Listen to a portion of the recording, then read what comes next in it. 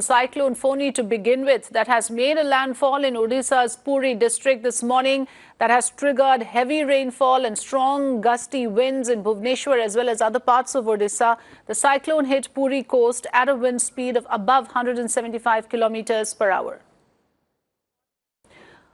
Paul Oman is joining us from Odisha in Ganjam. That is where Paul is tracking the developments for us.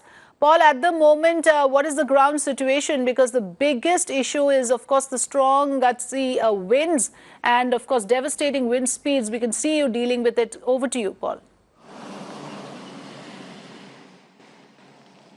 Well, Afrida, I have been reporting from the border of Andhra Pradesh. I've been through various places in Srikakulam district. It was very peaceful there. We had intermittent rains, but this morning it was absolutely fine. But there were reports of uprooted trees and electric poles. The NDRF teams are at the ground level there. We had 9 teams. They had asked for additional 2 teams, a total of 11 teams at the ground there, clearing away electric poles that have been uprooted and restoring life back to normalcy there. But I'm now in Odisha. I've crossed border into Odisha. I'm in Ganjam district, and you can see around me there is intermittent rain. If I can show you those trees there, you can see how the wind velocity is actually playing out here. On my right as well, if I can show you, there has been very heavy winds here.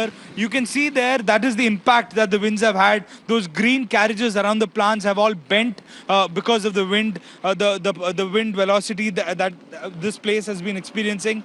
It was around 130 kilometers per hour, the gale speed in Srikakulam district. The collector J. Nivas happened to say that fortunately there has been no loss of life and property, no loss of cattle.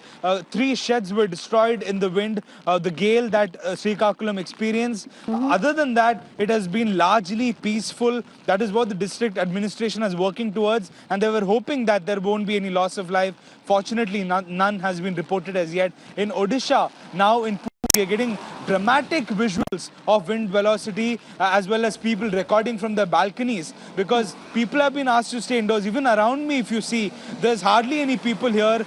Car movement, vehicle movement has now started. Lakshmipuram toll plaza was closed last night at 9 p.m. as we were crossing by around 3 to 4 kilometers of serpentine queues of vehicles were there, because last night at 9 p.m. district officials decided to close the toll plaza, not allow any kind of vehicle movement because any vehicle that has to go to Odisha or has to go to Bihar has to pass through this particular line. That is why they closed that particular toll plaza, after which this morning at around 8 a.m. they opened up the toll plaza. Now vehicular movement has started.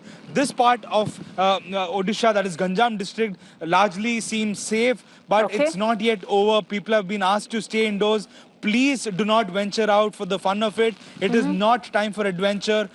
People have been asked to stay indoors. District officials still monitoring the situations. NDRF teams at the ground level on standby, waiting to help if any kind of help is needed. People have to note down the toll-free number. MHA has set up a line, helpline number, as well as railways. Any kind of help needed, please get in touch with the authorities. Right. Paul, in terms of the disruptions caused to the immediate necessary services, what can you share with us? Because I believe that it's not just the airways, the roadways, the railways, as well as the port cities. The ports have been shut. So there seems to be a communication breakdown also in terms of the internet services, etc. Schools, colleges, commercial complexes, how are they operating under the circumstances?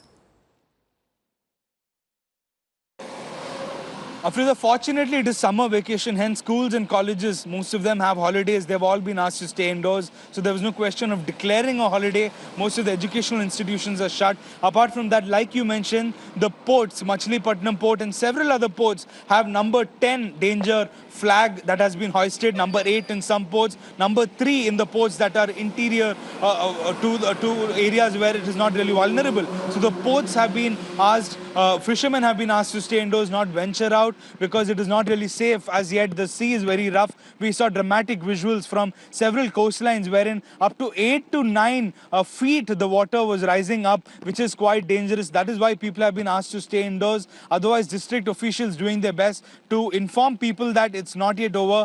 The landfall must have happened. The eye of the storm has crossed the land, but that does not mean it's all over. Wind velocity will continue. It is moving towards West Bengal. The chief ministers of the 3 states, that is Andhra Pradesh, Odisha, as well as Kolkata, facing Mamata Banerjee also.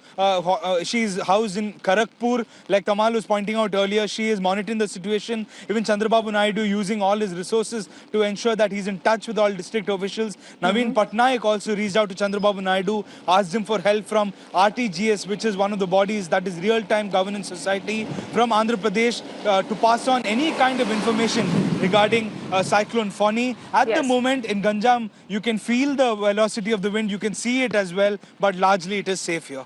Do take good care of yourself, Paul. Appreciate your efforts in trying to update us with the ground situation. Thanks very much for now.